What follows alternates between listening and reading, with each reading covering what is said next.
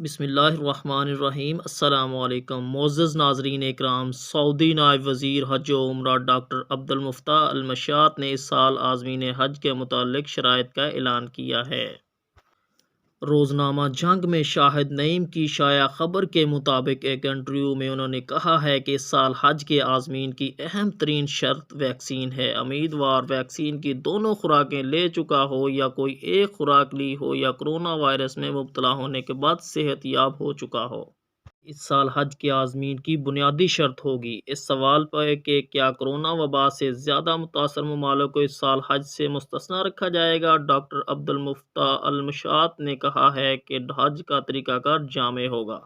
اس کے تحت کسی خاص ملک یا کسی خاص ادارے کی نشاندہی نہیں کی جائے گی۔ انہوں نے کہا کہ وزارت حج و عمرہ کے متعلقہ اداروں کی شراکت سے حاجیوں کی سلامتی کو یقینی بنانے والے تمام قواعد و ضوابط، انتظامات و اقدامات ترتیب دے رہی ہے۔